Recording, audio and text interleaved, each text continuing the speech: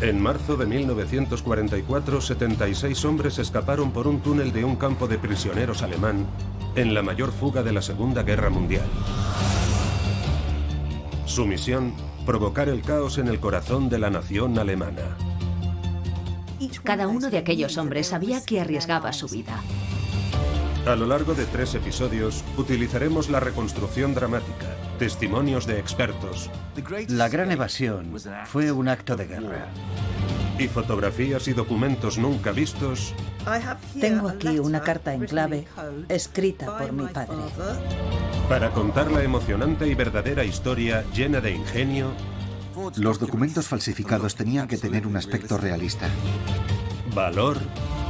Si esto se derrumba sobre mí, estoy muerto. Y atrocidad. Fueron demasiado lejos. Violencia física, amenazas de muerte.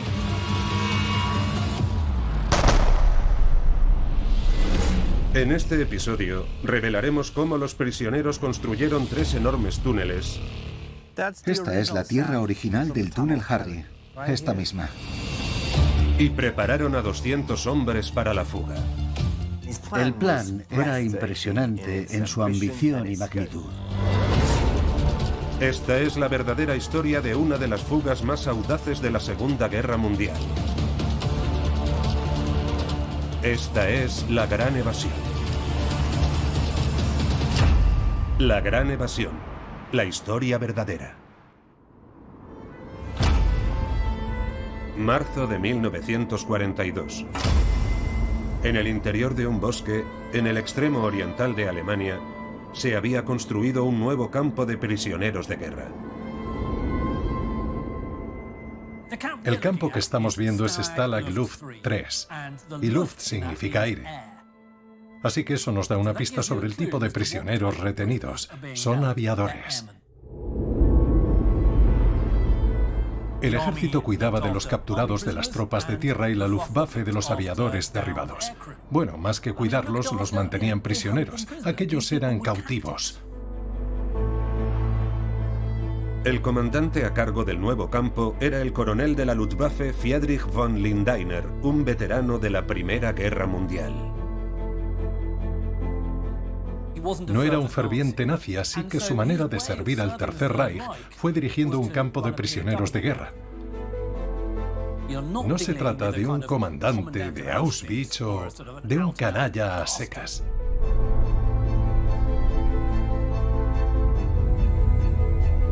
Los primeros prisioneros de Lindeiner, la mayoría en la veintena, llegaron unas semanas después.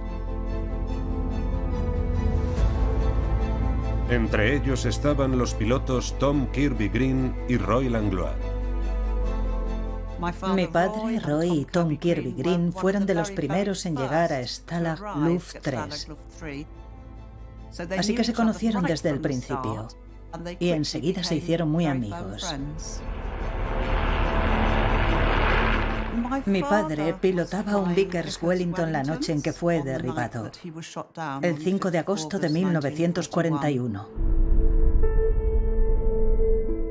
Pasaron varios meses escondidos y luego, en octubre de 1941, fue capturado y acabó en Stalag Luft 3.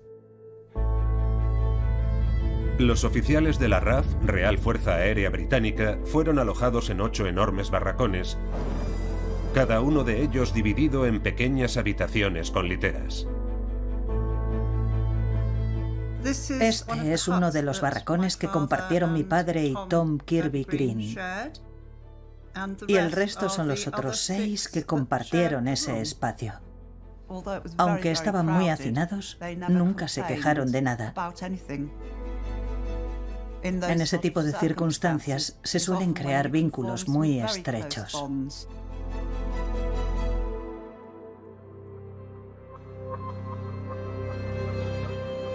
Tanto Kirby Green como Langlois habían participado en organizaciones de fuga en su anterior campo de prisioneros.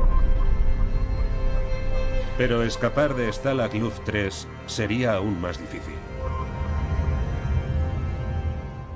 Stalag Luft 3 fue diseñado y construido para albergar a los prisioneros que tenían tendencia a intentar escapar.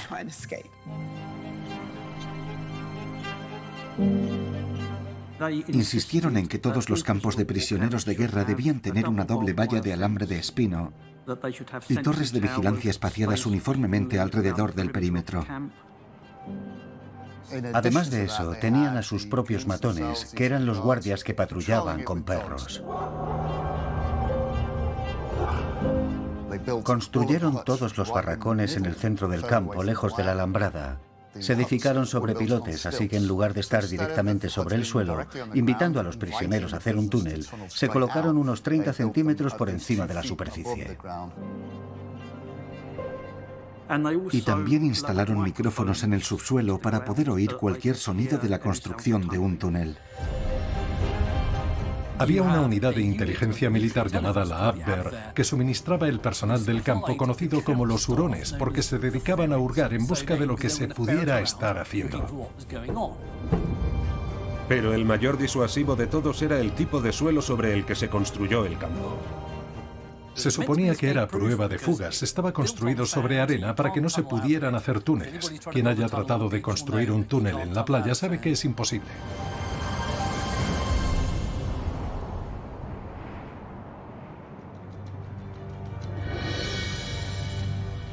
El campo estaba situado cerca de Sagan, en el corazón del Reich alemán, que en 1942 se extendía por gran parte de Europa.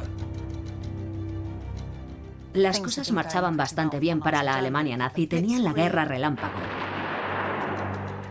Había caído Polonia, partes de Escandinavia, Francia y los Países Bajos.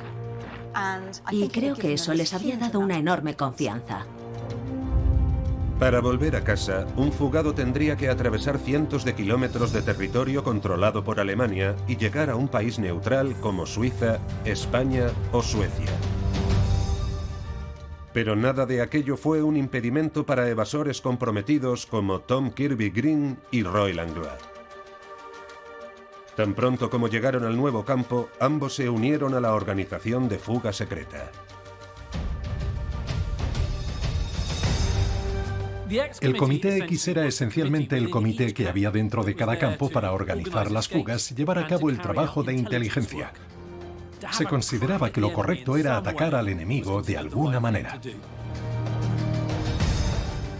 Y por supuesto lo fomentaban los oficiales británicos veteranos en todos los campos, porque era una actividad que mantenía a aquellas mentes jóvenes e inteligentes ocupadas.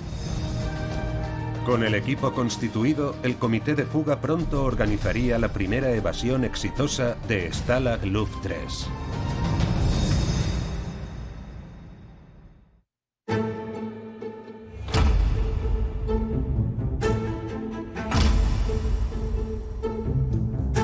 A las pocas semanas de llegar a Stalag Luft 3, los prisioneros del Comité X ya estaban planeando fugas.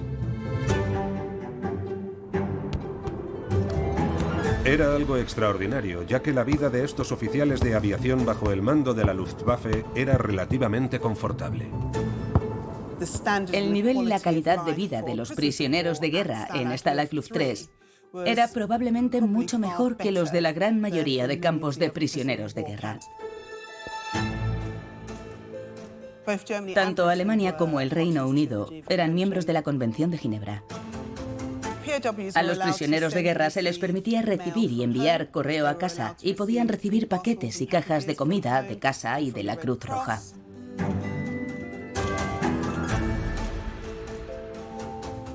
Tenían equipación deportiva, tenían biblioteca, a veces organizaban proyecciones de películas, se construyó un teatro y podían representar funciones. Así que la vida podía ser bastante buena si querías pasar toda tu vida en un campamento de vacaciones. Creo que la comparación entre un lugar como Stalag Luft 3 y una especie de internado para menores de edad en algún lugar perdido del Reino Unido es perfecta. Tienes un personal de campo de avanzada edad que cuida del grupo bullicioso de jóvenes con educación privada. Es un gran mito que todos los prisioneros de guerra quisieran escapar. De hecho, solo una tercera parte de los prisioneros deseaba participar en actividades de fuga de cualquier tipo.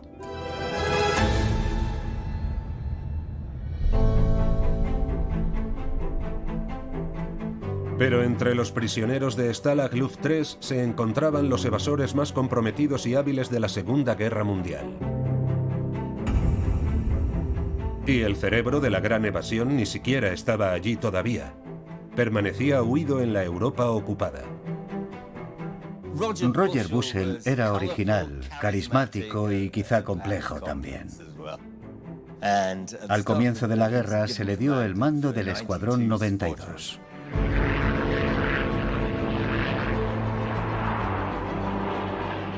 Entraron en combate por primera vez el 23 de mayo de 1940, cubriendo la retirada de Dunkerque.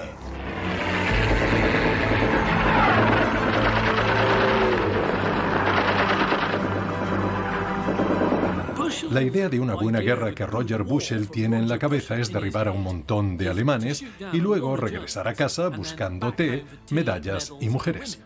Era todo un macho alfa. Pero en su primer día de batalla, Roger Bushell fue derribado en un combate aéreo.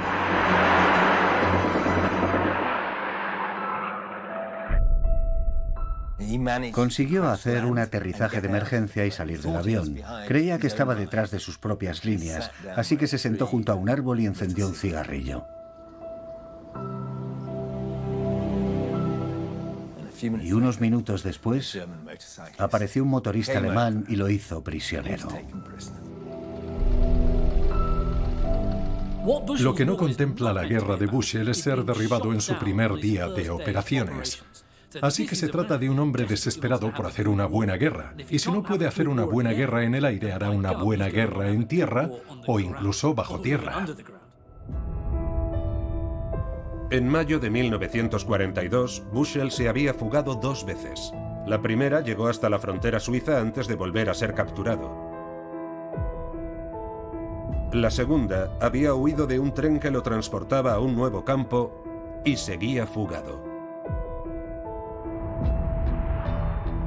Durante 7 meses se escondió con una familia, los Seidhamel, en la Praga ocupada por los nazis, donde tuvo un romance con la hija, Blagina.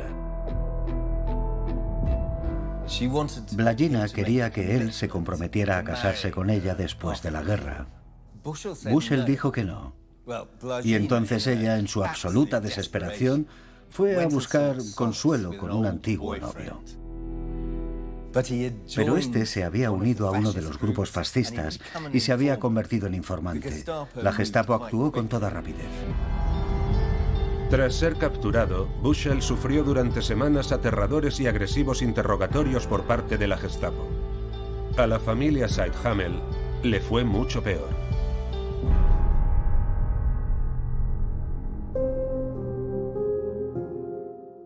Blagina Seidhamel, su padre y su hermano, junto con otros 60 checos. Muchos de ellos, miembros de la resistencia, fueron fusilados. Bushell se enteró de lo sucedido y aquello lo cambió todo.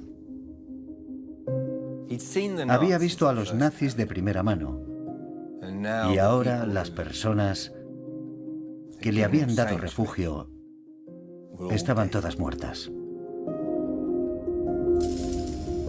Hasta entonces, Bushell había recibido un trato humano por parte de los guardias de la Luftwaffe.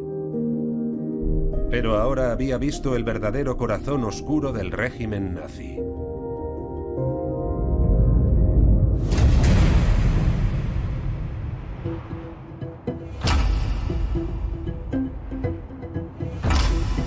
Mientras Bushell seguía languideciendo en una celda de la Gestapo, en Stalag Luft 3 los prisioneros de guerra ya estaban cavando túneles y planeando sus primeras fugas. Escapar era esencialmente un deporte. Es decir, no ibas a morir. Ibas a deambular por Alemania compitiendo contra los teutones. Podías hacer grandes planes y llevar a cabo algo atrevido y emocionante. En el verano de 1942 se intentaron excavar más de 60 túneles. Eran burdos y poco profundos, poco más que madrigueras de conejos. Todos fueron rápidamente descubiertos por los hurones, excepto uno. El túnel de topo era algo completamente de locos. Básicamente, empezabas metiéndote en la arena, la cogías y la ponías detrás de ti. Y bajo tierra solo tenías espacio para ti. Y eso era todo. Hacías un pequeño agujero en la superficie para conseguir un poco de aire. Pero, amigo, imagina estar bajo tierra un par de días. ¿Harías algo así?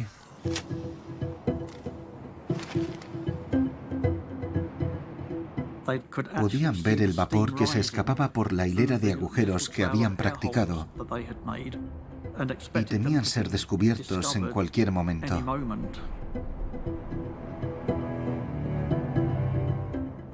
Pero no sucedió así. Y cuando se hizo de noche, cavaron la salida del túnel y escaparon del campo. Robaron una barca, pero desgraciadamente el dueño denunció el robo y fueron descubiertos.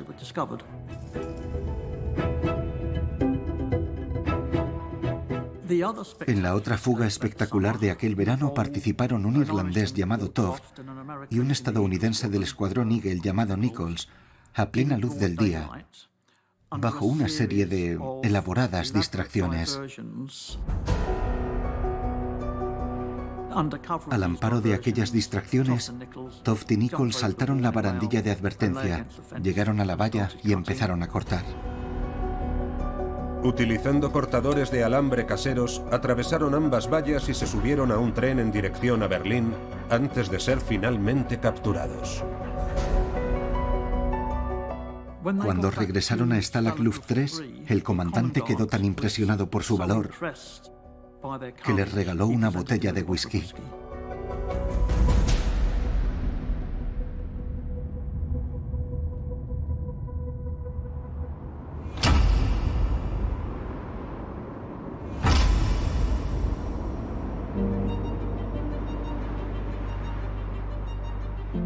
Roger Bushell llegó a Stalag Luft 3 después de pasar 3 meses en manos de la Gestapo. Bushell ingresa en Stalag Luft 3 con una misión. Es un hombre que está allí para escapar. No estaba allí de brazos cruzados para contemplar el final de la guerra. Bushell jamás se planteó que para él había terminado, ni por asomo había terminado. También había razones personales. Estaba enamorado. Estaba enamorado de Lady Georgiana Mary Curson, con quien estuvo a punto de casarse a mediados de los años 30. Ella había reavivado esa relación a través de cartas que le enviaba a Stalag Luft 3, y no creo que haya ninguna duda de que, aunque Bushell era un líder militar, también se dejaba llevar por grandes pasiones. La Gran Evasión fue una historia de amor, además de una historia de guerra. Pero poco después de la llegada de Bushell, los planes de fuga sufrieron un grave contratiempo. 100 prisioneros de guerra, entre ellos muchos de los evasores más comprometidos, fueron trasladados a un campamento del ejército. A Bushell le fue otorgado el mando y reconstruyó el comité de fuga. Gran X, como se le conocía ahora, llevó la planificación de fuga a un nivel completamente nuevo. Bushell ideó llevar la actividad de evasión a un nivel industrial. Y su plan fue impresionante en su ambición y magnitud. La idea primordial de Bushell era acabar con el amateurismo. Este iba a ser un verdadero comité de fuga, con intentos de evasión adecuados y realistas. Bushell anunció que se iban a construir 3 grandes túneles de forma simultánea y sacar a centenares de prisioneros de guerra en una sola noche en la mayor fuga de la historia. Pensó que al cavar 3 túneles engañaría a los alemanes. Podrían descubrir uno y sospechar que había otro, pero nunca pensarían que había un tercero. Esa fue la idea básica que había detrás del plan de Tom, Dick y Harry. Cada túnel tendría 9 metros de profundidad para que el ruido de la excavación no fuera captado por los micrófonos alemanes y hasta 100 metros de longitud para llegar a la cobertura del bosque. En pocas palabras, el plan de Bushel era provocar el caos. Pensó que sacando de allí a muchos hombres comprometería los recursos alemanes. Era un plan realmente ambicioso. ¿Por qué no fastidiar a los alemanes? Saquemos a muchos hombres y provoquemos el caos. Hagámoslo.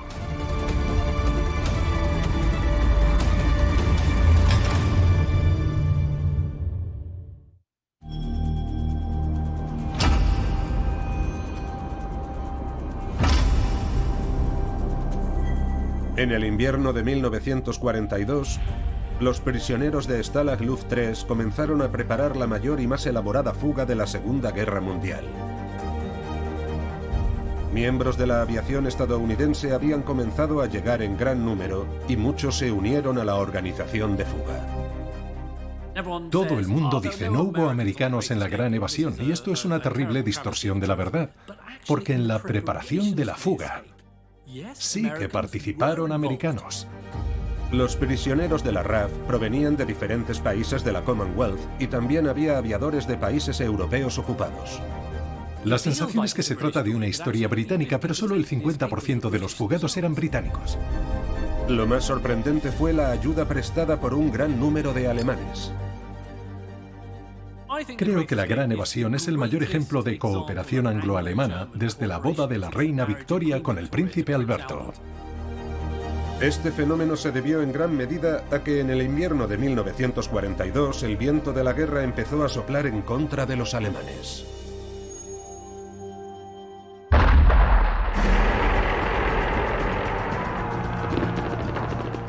En el norte de África, la segunda batalla del Alamein se convierte en una victoria aliada decisiva. Churchill se muestra eufórico y pronuncia su famosa frase: «Esto no es el fin, ni siquiera es el principio del fin. Pero quizás sea el fin del principio».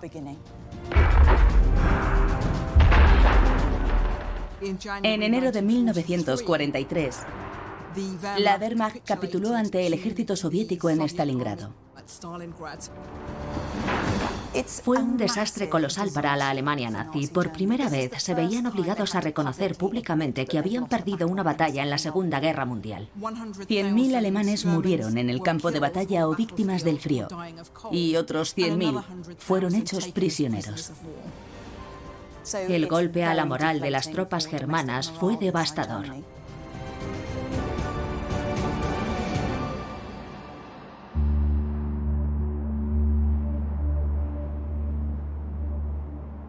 Muchos de los miembros del personal del campo se dieron cuenta de que la victoria germana ya no era necesariamente inevitable y empezaron a cubrirse las espaldas ayudando a los prisioneros de diferentes maneras.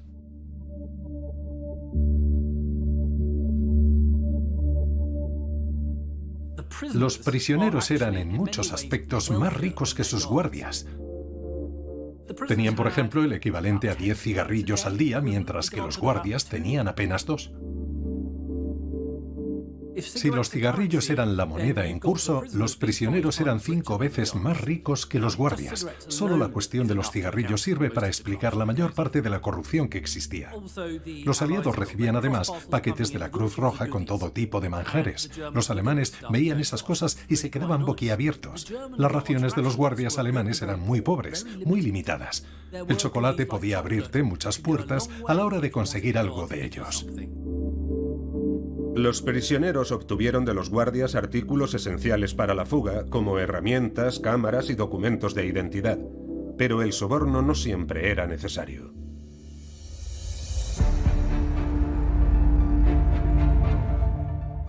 Había algunos alemanes en el campo que estaban contra los nazis y prestaban ayuda de buen grado a los prisioneros y a su causa.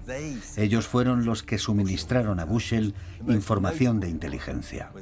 El más destacado fue un hombre llamado Eberhard Hess. Hess lo hacía por razones ideológicas. No le gustaban los nazis y deseaba una victoria aliada. Los prisioneros recabaron cantidades ingentes de información de los guardias. Todo se transmitía después al MI9 en Gran Bretaña.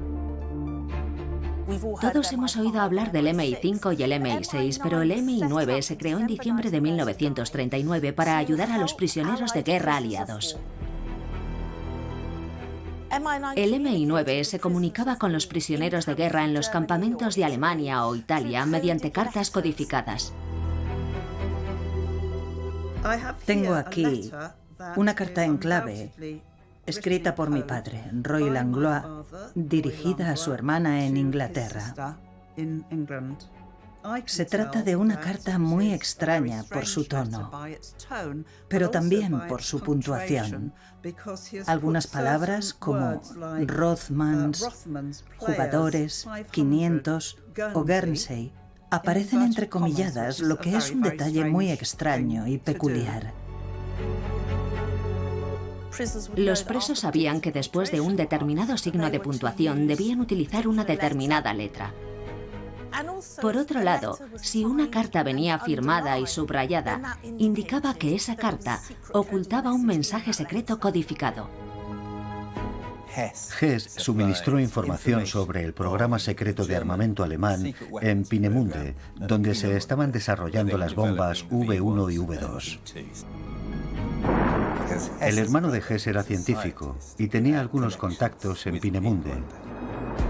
Los prisioneros eran considerados los segundos suministradores de información más importantes, solo por detrás de Bletchley Park, Enigma, en territorio alemán. Los prisioneros de guerra actuaban como espías dentro de Alemania. Era una labor sumamente peligrosa, ya que los espías podían ser ejecutados legalmente.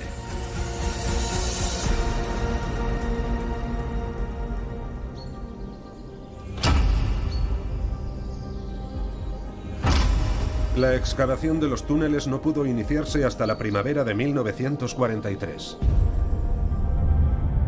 Porque a los prisioneros les llegó la información de que muchos de ellos iban a ser trasladados a un nuevo complejo recién construido. A los pocos días del traslado, en todos los barracones se colgaron hojas de inscripción para los clubes deportivos, nombre en clave para las actividades de evasión. Porque ahora se necesitaban cientos de voluntarios. Los preparativos para la construcción de 3 grandes túneles, más profundos, más largos y más grandes que nunca, requerían un proyecto de ingeniería muy sofisticado. El túnel con nombre en clave Tom se dirigiría al oeste desde el barracón 123. Dick partiría de los aseos del barracón vecino 122 también en dirección oeste. Harry, que debía partir del barracón 104, era el más ambicioso. Su entrada estaría debajo de la estufa del barracón y pasaría por debajo del bloque de aislamiento del refrigerador antes de llegar al bosque a más de 100 metros de distancia. Los barracones estaban construidos sobre pilotes, por lo que no era nada sencillo entrar en un túnel sin ser observado. Pero se dieron cuenta de que las estufas de leña tenían que colocarse sobre pilares para poder soportar su peso. Los cimientos de los barracones se han conservado en el bosque. El emplazamiento de Stalag Luft 3 se encuentra hoy en la actual Polonia. Todos los barracones eran de madera, pero todos se apoyaban sobre grandes bloques de hormigón. Aquí se puede ver el pasillo principal. Las salas de estar estaban a la izquierda y a la derecha. Y aquí se pueden ver los bloques de hormigón. Los prisioneros retiraron una de las estufas situada aquí y empezaron a horadar a través de los cimientos.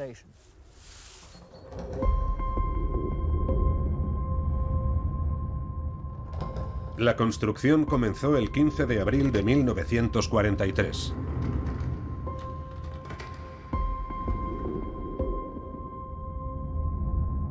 Los prisioneros utilizaron picos y cinceles para abrirse paso laboriosamente a través del sólido hormigón.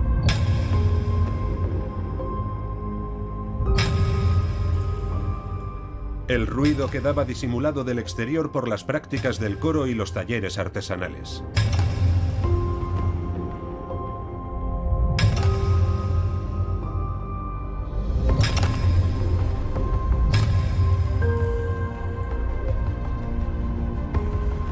A continuación había que excavar un pozo vertical de 9 metros de profundidad a través de la arena.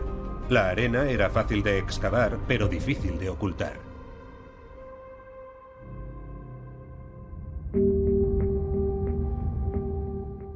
Peter Fanso, un aviador de la Marina, tuvo la idea de coser unas bolsas con perneras de calzones largos.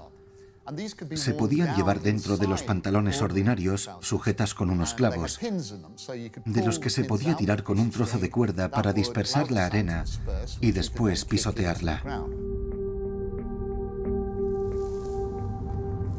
Los prisioneros realizaban muchas labores de jardinería en el complejo. Los hombres que transportaban la arena recibían el nombre de pingüinos por su peculiar forma de andar, arrastrando los pies.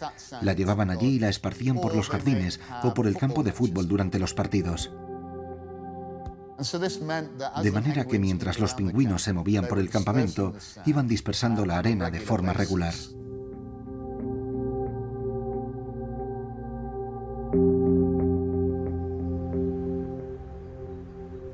Utilizaban muchos lugares diferentes para ocultar la tierra, y uno de ellos era el teatro. Esparcieron la tierra por debajo del suelo del teatro. Prácticamente en cualquier lugar que uno se pare y hunda la mano puede encontrar restos de arena. Esta es la tierra original, la arena original procedente del túnel Harry. Esta misma.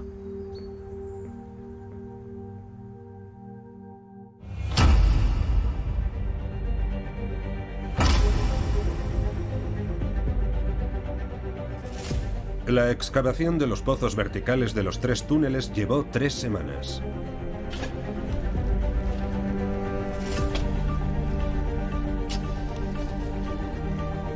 Ahora ya podían empezar a cavar hacia el exterior. Las condiciones en el interior del túnel eran absolutamente espantosas. Mientras cavaban, tenían que ir pasando todo el escombro al hombre que estaba detrás y permanecían allí durante horas. También usaban lámparas con grasa animal. El ambiente era tórrido, claustrofóbico, peligroso y muy incómodo. Otro de los problemas, debido a que las raciones de comida eran relativamente escasas y pobres en fibra, era que tenían el intestino muy suelto. A menudo no podían evitar tener que hacer sus necesidades allí mismo. El túnel tenía una anchura de apenas 60 centímetros, mientras que sobre sus cabezas había 9 metros de arena. Así que pensaban, si esto se derrumba sobre mí, estoy muerto.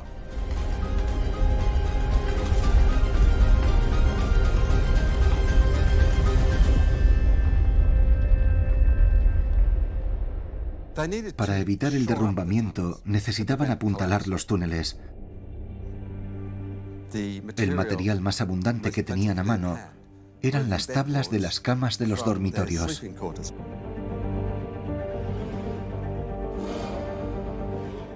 La historia que contaron a los alemanes era que como hacía mucho frío y no tenían suficiente madera para la estufa, habían tenido que quemar las tablas de los somieres para calentarse, y los alemanes, por fortuna, se lo creyeron. Eso les proporcionó un gran suministro de madera.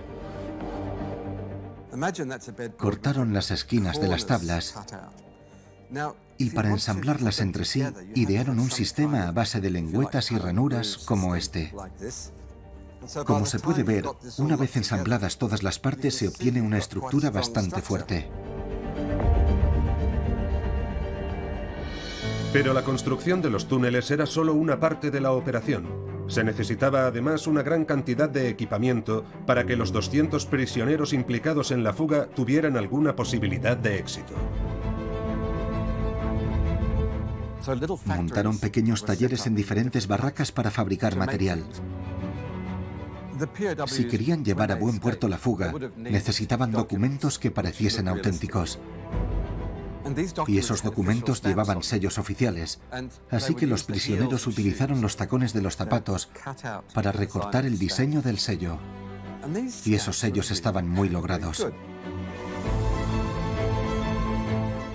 También había que asegurarse de que los fugados no llevaran solamente su uniforme de la RAF, por ejemplo, y proporcionarles una indumentaria adecuada.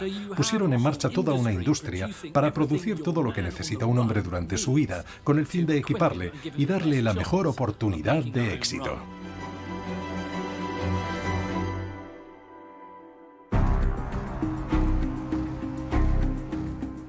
Para evitar que los alemanes descubrieran las complejas operaciones de evasión, toda una red de centinelas conocidos como secuaces operaba en todo el recinto. Roy Langlois y Tom Kirby Green, amigos íntimos, eran piezas clave en la operación de seguridad. La seguridad, en la mayoría de los casos, se traducía en un par de presos apoyados en alguna puerta, fingiendo charlar entre ellos. Pero en realidad se asomaban para vigilar de cerca a los guardias, que siempre andaban husmeando. Mediante señales y golpes encubiertos se transmitía la señal de alarma a los barracones. Entonces las fábricas se cerraban a toda prisa y se ocultaban las entradas de los túneles. Volvían a poner la estufa de leña y se sentaban a fumar un cigarrillo o a leer un libro o el periódico.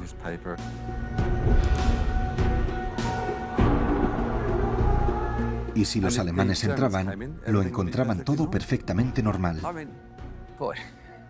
Era un sistema tremendamente ingenioso. Pero a pesar de todas las precauciones, la fuga pronto se enfrentaría al desastre.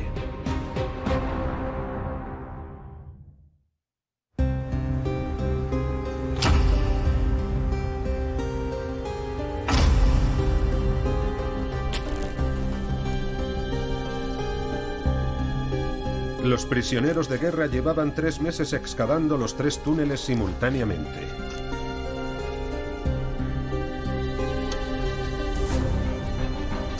Todos tenían ya más de 20 metros de longitud. Pero a medida que los túneles se iban haciendo más grandes, se enfrentaban también a 2 problemas importantes. El primero era sacar toda la arena al exterior.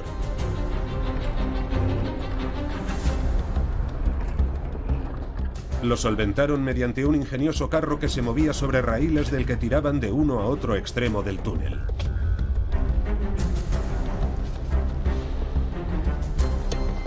El segundo era conseguir que entrara suficiente aire.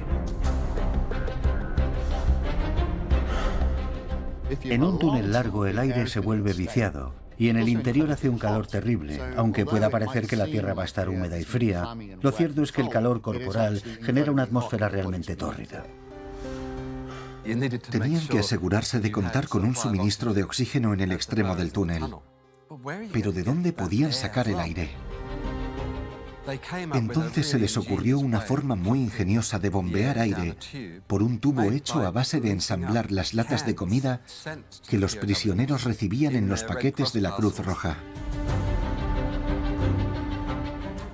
Fue una idea fantástica. Al final del tubo salía un maravilloso aire fresco. Fue un salvavidas para los excavadores. Era como un fuelle gigante que suministraba aire hasta la cabecera del túnel. El bombeo se realizaba en un espacio de trabajo situado en el fondo del pozo de entrada a través de un tubo de admisión oculto cerca de la chimenea del barracón.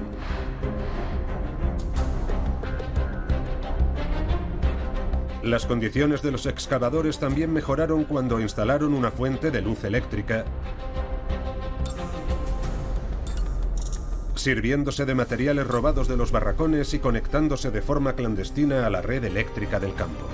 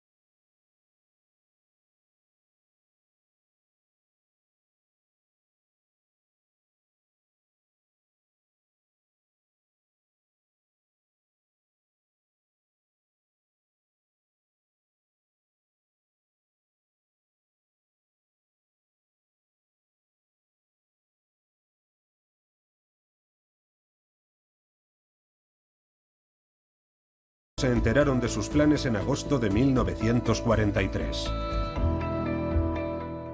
Descubrieron que los alemanes estaban construyendo un nuevo recinto al sur del campo, al que serían trasladados todos los estadounidenses.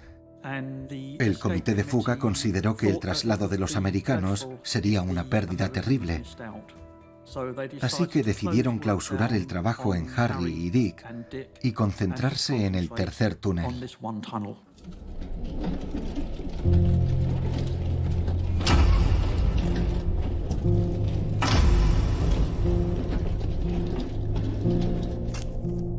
Con todos los esfuerzos puestos en Tom, el túnel avanzó el doble de rápido.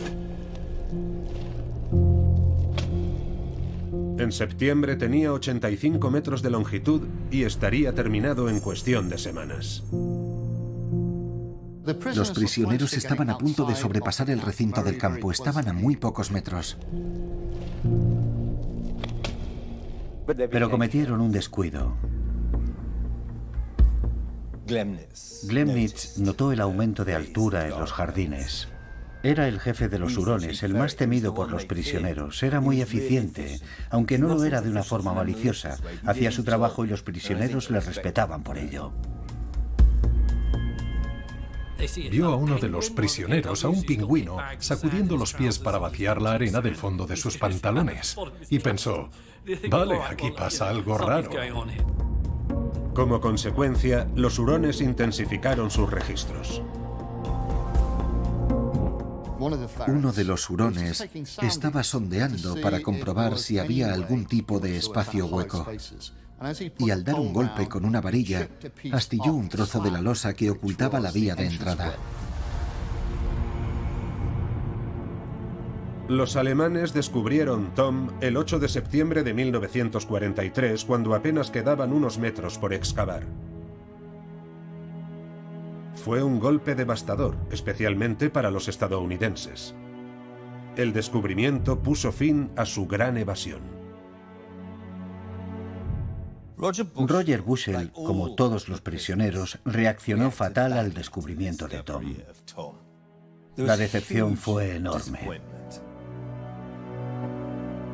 Tuvo un efecto muy negativo sobre la moral de los prisioneros. En cambio, los guardias alemanes estaban exultantes. Se quedaron atónitos ante la sofisticación del túnel y se fotografiaron con orgullo junto a su hallazgo, sin saber que había otros 2 túneles prácticamente excavados justo bajo sus pies. La gran evasión no estaba ni mucho menos acabada.